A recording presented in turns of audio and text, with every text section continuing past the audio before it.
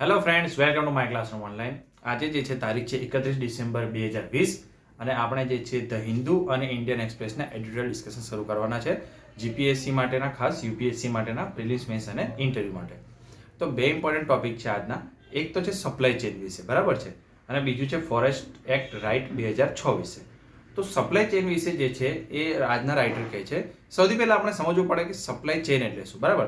તો સપ્લાય ચેનનો મતલબ થાય, ફોર એક્ઝામ્પલ, ધારો કે આપણે ઉદાહરણ તરીકે જોઈએ કે એક ટાયર બનાવતી કંપની છે, બરાબર છે. તો એ ટાયર કંપની બનાવે ત્યાંથી લઈને એ ગ્રાહક સુધી પહોંચે, એમાં વચ્ચે જેટલી પણ વસ્તુની જરૂર પડતી હોય, બરાબર છે, એ બધા કહેવાય સપ્લાય ચેનના સ્ટેક હોલ્ડર્સ, બરાબર છે. જેમ કે ટાયર માટે શું જોઈએ, તો કે રબર જોઈએ, બરાબર છે. તો રબર જે બનાવતા હોય, જે ખેડૂતો જેને ઉગાડતા હોય, જે એને કલેક્ટ કરતા હોય, પછી રબર વેચવાવાળી એક કંપની હોય, બરાબર છે, એ પછી ટાયરની અંદર જે છે સ્ટીલના વાયર નાખવા પડે, તો એ જે સ્ટીલ હોય એ બનાવતી કંપની હોય, પછી ત્યારબાદ ટાયર બનાવતી કંપની હોય, ત્યારબાદ જે છે એને સપ્લાય કરતી કંપની હોય, બરાબર છે, અને જે છે એ છેલ્લે રિટેલર અને ત્યાંથી ગ્રાહક જોડે. તો આ બધા જે છે આ સપ્લાય ચેનનો ભાગ કહી શકાય, બરાબર છે. તો આ થઈ આપણી એક કંપનીની વાત કરી.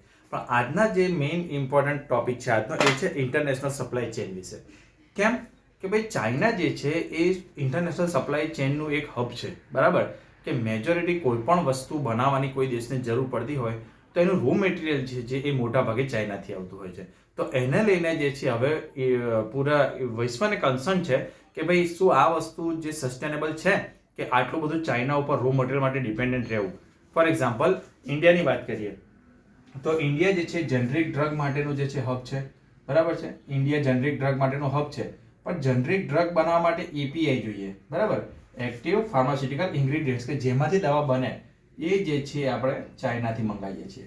તો કોવિડ વખતના સમયમાં થયું શું કે ઘણી બધી એવી દવાઓ હતી કે જે ઇન્ડિયાની કંપની બનાવવા તૈયાર હતી, પણ એનું રો મટીરિયલ જે છે ચાઇનામાં જે છે લોકડાઉન ને કોવિડને કારણે જે છે ત્યાંથી સપ્લાય થતો નહોતો. તો જે છે એ એપીઆઈ ચાઇનાથી ઇન્ડિયામાં આવે અને ઇન્ડિયાની દવા બનીને જે છે એ આફ્રિકન કન્ટ્રીઝમાં બહુ વેચાય છે, બરાબર છે. આફ્રિકાના કન્ટ્રીઝ જે છે મેજોરિટી ઇન્ડિયાની દવા ઉપર ડિપેન્ડન્ટ છે ત્યાં પણ. તો આફ્રિકન કન્ટ્રીઝને પણ પ્રોબ્લેમ થયો. કેમ કે એ લોકો ઇન્ડિયાથી દવા લાવતા હતા. ઇન્ડિયાને કેમ પ્રોબ્લેમ થયો કે રો મટીરિયલ ચાઇનાથી લાવતા હતા. તો સપ્લાય ચેનમાં જો કોઈ એક દેશ ઉપર ડિપેન્ડન્સી વધારે રાખવામાં આવે તો જે છે આ પ્રોબ્લેમ થઈ શકે છે. તો આજના રાઇટર એક્ઝામ્પલથી સમજાવે છે કે ભાઈ સપ્લાય ચેન જે છે એને નુકસાન બે રીતે થઈ શકે. એક હોઈ શકે નેચરલ, બરાબર છે, અને એક હોઈ શકે મેન મેડ, બરાબર છે. નેચરલનું એક્ઝામ્પલ છે કે ભાઈ જાપાનમાં ભૂકંપ આવ્યો હતો, બરાબર છે, લગભગ 2001માં, અને એમાં જે છે એટલું બધું સખત નુકસાન થયું હતું કે ઘણી બધી એવી કંપનીઓ હતી કે જે ઓટોમોબાઈલ ના પાર્ટ્સ જે છે એ અમેરિકાની કંપનીને વેચતી હતી, અને અમેરિકા પછી ત્યાંથી જે છે એ ઓટોમોબાઈલ્સનું જે છે એ બનાવીને એક્સપોર્ટ કરતું હતું. તો એનો જે છે એ સપ્લાય ડાઉન થઈ ગયો, જેને કારણે યુએસએની કંપનીને પણ પ્રોબ્લેમ થયો કે જાપાનથી વસ્તુ આવતી નથી.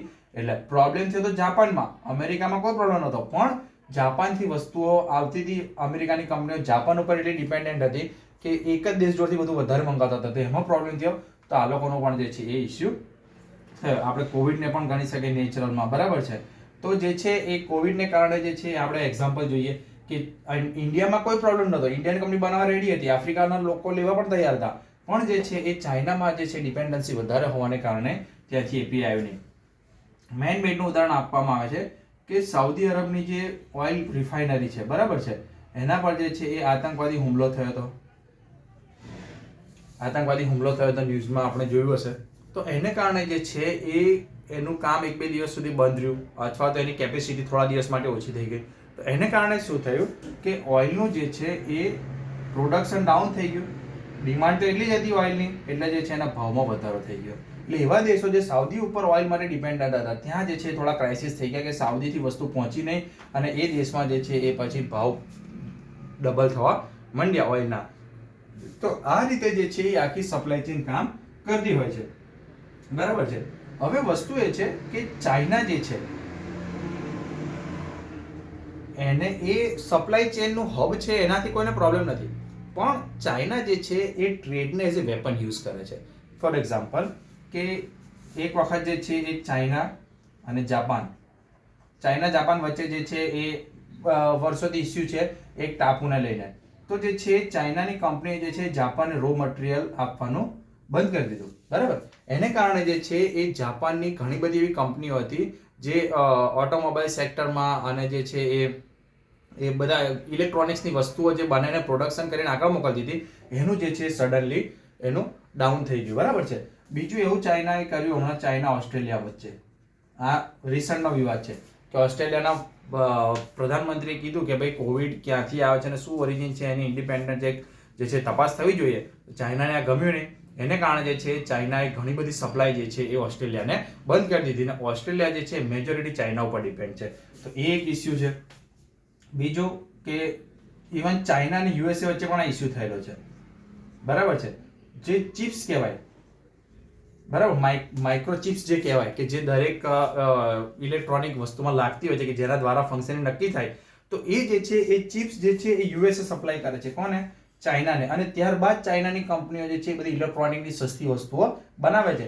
તો યુએસએ જે છે ચાઇનાને ચિપ્સ મોકલવાનું બંધ કરી દીધું. તો એને કારણે અહીંની જે છે એ એટલી બધી કંપનીઓ જે છે એ ફેલિયરના છે ત્યાં સુધી પહોંચી ગઈ. હવે રાઇટર કહે છે કે આવું થવાને કારણે હવે કંપનીઓ વિચારે છે કે આપણે જે છે એ ચાઇના +1ની નીતિ અપનાવવી જોઈએ. કે ભાઈ જાપાન એવું કહે છે કે ભાઈ આપણે જે છે એ આપણી કંપનીઓને બે એવું કહેવું જોઈએ કે તમે પ્રોડક્શન ભલે ચાઇનામાં કરો, પણ ચાઇના સિવાય કોઈ એક દેશમાં પણ તમે પ્રોડક્શન ચાલુ રાખો અથવા ત્યાંથી વસ્તુ મંગાવવાનું ચાલુ રાખો. તો દરેક દેશ હવે વિચારે છે કે ચાઇના સિવાય કોઈ બીજો દેશ પસંદ કરવો જોઈએ કે જ્યાંથી આપણને આ બધી વસ્તુઓ મળી રહે. ઇવન જાપાને તો છે ઇન્સેન્ટિવ પણ જાહેર કર્યું છે કે ચાઇનાથી નીકળીને કોઈ બીજા દેશમાં જો જાપાનીઝ કંપની જવા માંગતી હશે તો જે છે એને ઇન્સેન્ટિવ આપવામાં આવશે. તો એ બધી કંપનીઓ કોને પસંદ કરે છે અત્યારે? તો કે ભાઈ આસિયાનના જે કન્ટ્રીઝ છે, ઇવન બાંગ્લાદેશ છે, ઇન્ડિયા છે, બરાબર છે. તો આ બધા દેશો જે છે એમાં લેબર સસ્તો છે, બરાબર, માર્કેટ એનું વધારે મોટું છે. તો એને કારણે જે છે એ બધા કંપનીઓ અત્યારે વિચારી રહી છે કે ભાઈ આ બધા દેશોમાં પ્લાન્ટ નાખે. તો આપણે ઇન્ડિયા માટે ઓપોર્ચ્યુનિટી છે કે આઈટી સેક્ટર માટે ઇન્ડિયા આગળ છે, પણ જો મેન્યુફેક્ચરિંગમાં આગળ થવું હોય તો આ બધી કંપનીઓ સીધી ઇન્ડિયામાં આવે એ ઇન્ડિયન ઇકોનોમી માટે સારું રહેશે. તો એના માટે પણ જે છે સરકારે કામ કરવું જોઈએ.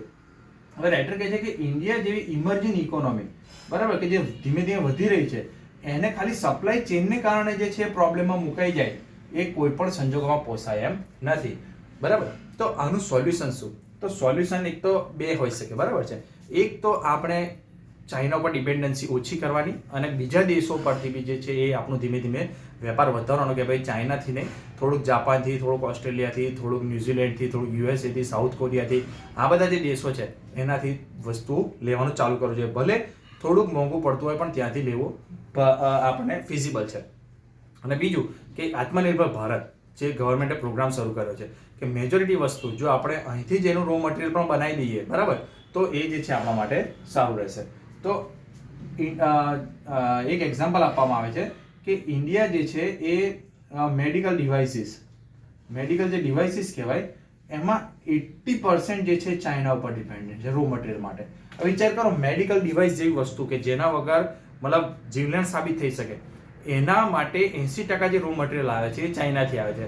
તો કદાચ આપણો બોર્ડર વિવાદ એમની જોડે વધે અથવા તો જેમ ઇન્ડિયા ચાઇના ઉપર એપ પર પ્રતિબંધ લગાવી રહ્યું છે, ચાઇના કોઈ રીતે જો આ બધી વસ્તુઓને ઇમ્પોર્ટ ઉપર ત્યાંથી એક્સપોર્ટ જે થતો હોય એના ઉપર જો બેન લગાવી દે કે ભાઈ ઇન્ડિયાને નહીં મોકલવાની વસ્તુઓ, જે આપણે વાત કરી કે as a trade weapon use કરી શકે છે ટ્રેડને, તો જે છે ઇન્ડિયાને મેડિકલના ક્ષેત્રમાં જે છે બહુ મોટું નુકસાન વેઠવું પડી શકે છે, બરાબર. ત્યારબાદ રાઇટર કહે છે કે ભાઈ આના માટે ઇન્ડિયા એક બીજું વિચારવું જોઈએ, એક તો મેડિકલનું અને બીજું ડિફેન્સ. આ બે વસ્તુ એવી છે કે આપણે બીજા ઉપર પૂરેપૂરું એ રહેવાય નહીં ડિપેન્ડન્સી. કેમ કે ગમે ત્યારે કદાચ જરૂર પડી અને યુદ્ધના સમયે જો એ સપ્લાય બંધ કરી દે તો આપણા જે છે મુશ્કેલમાં મુકાઈ જઈએ. તો ઇન્ડિયાની જે ગવર્મેન્ટ છે એને પણ જે છે અત્યારે આત્મનિર્ભર ભારતમાં જે છે ડિફેન્સની વસ્તુ શરૂ કરી છે અને 101 એ વસ્તુ પર બેન મૂક્યો છે જે બહારથી મંગાવી શકાશે નહીં. કંઈ પણ કરીને જે છે એને ઇન્ડિયન કંપની પાસેથી લેવી અથવા ઇન્ડિયન કંપનીને ઇન્સેન્ટિવાઇઝ કરવામાં આવે છે કે ભાઈ તમે આ વસ્તુ શરૂ કરો. બીજું કે ઇન્ડિયા, જાપાન અને ઓસ્ટ્રેલિયા, બરાબર છે, આ લોકોએ જે છે એક ગ્રુપ બનાવ્યું છે શેના માટેનું? ખાસ કરીને સપ્લાય ચેન માટેનું, જેનું નામ છે supply chain resilient initiative. Supply chain resilient initiative, બરાબર છે. તો આ બી યાદ રાખવાનું કે supply chain initial supply chain resilient initiative શેના માટે શરૂ કરવામાં આવ્યું છે? તો સપ્લાય ચેનમાં ચાઇના ઉપર ડિપેન્ડન્સી ઘટાડવા માટે કયા કયા દેશો છે? ઇન્ડિયા, જાપાન અને ઓસ્ટ્રેલિયા, કે આપણે એકબીજા જોડેથી જ વસ્તુઓ લઈશું, ચાઇના જોડેથી જે છે વસ્તુઓ ખૂબ ઓછી લઈશું, બરાબર છે. પૂરેપૂરું તો એના પર જે છે ચાઇનાને ઝીરો ના કરી શકાય, કારણ કે બહુ બધું એના પર ડિપેન્ડન્સી છે, પણ ડિપેન્ડન્સી ઓછી જરૂર કરી શકાય. તો આ હતું સપ્લાય ચેન વિશે. ફોરેસ્ટ રાઇટ્સ એક્ટ 2006 માટે જે છે હવે આપણે આગળ ચર્ચા કરીએ.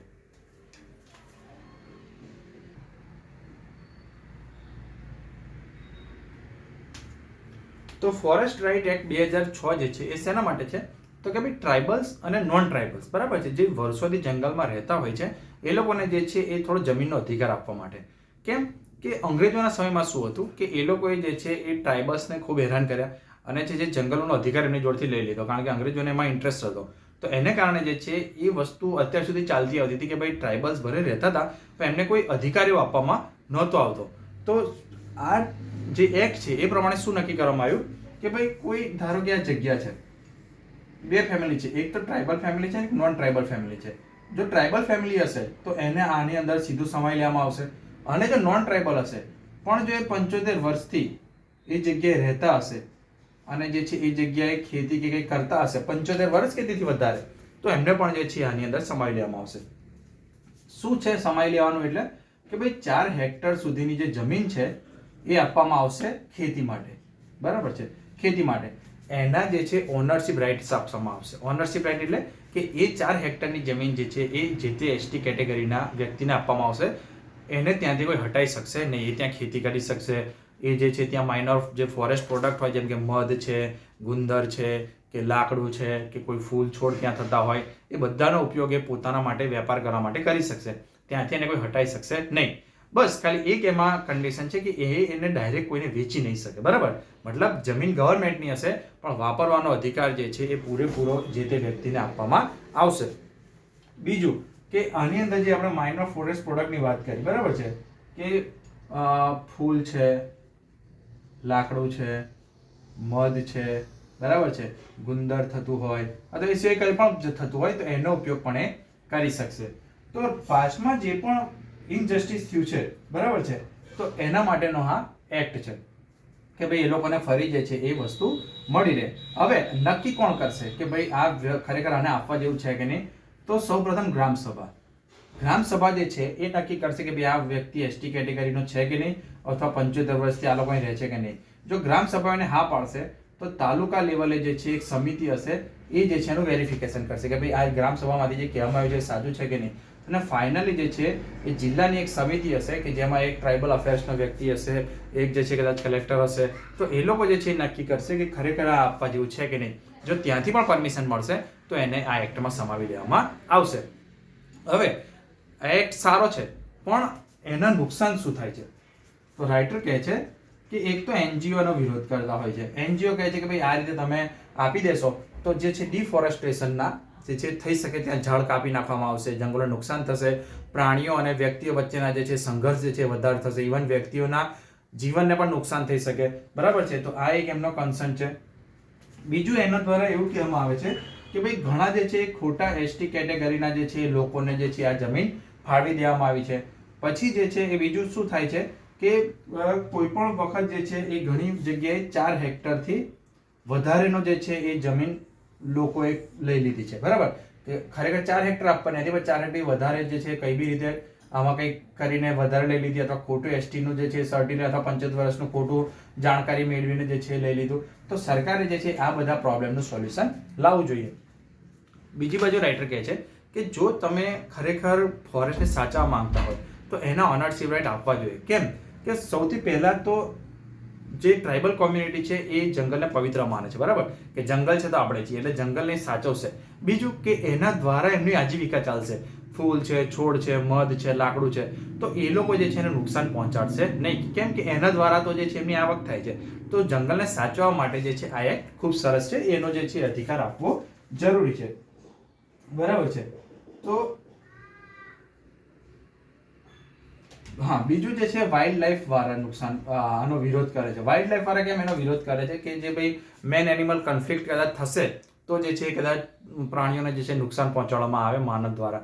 તો ફોરેસ્ટ રાઇટ એક્ટમાં આટલું જ છે કે ભાઈ કોને આપવામાં આવે છે, કયો શું એનો ક્રાઇટેરિયા છે, 4 હેક્ટર બરાબર છે, કોણ નક્કી કરે છે અને એના જે છે પક્ષમાં કેટલા આપણે આપી શકીએ કોમેન્ટ્સ અને એના વિરોધમાં કેટલા કોમેન્ટ્સ આપી શકીએ. તો આ જે છે એનું નુકસાન છે. એનો ફાયદો એ છે કે જંગલ સચવાશે અને જે પાસ્ટમાં જે પણ એ લોકોને નુકસાન પહોંચાડ્યું છે અંગ્રેજોએ બરાબર છે બ્રિટિશ સમયમાં એને જે છે સરભર કરી શકાય. કારણ કે હજુ પણ જે છે એસટી કોમ્યુનિટીની અંદર જે છે કદાચ શિક્ષા અને એજ્યુકેશન અને હેલ્થનું જે છે સ્ટેટસ બીજા બધા કરતાં ઓછું છે.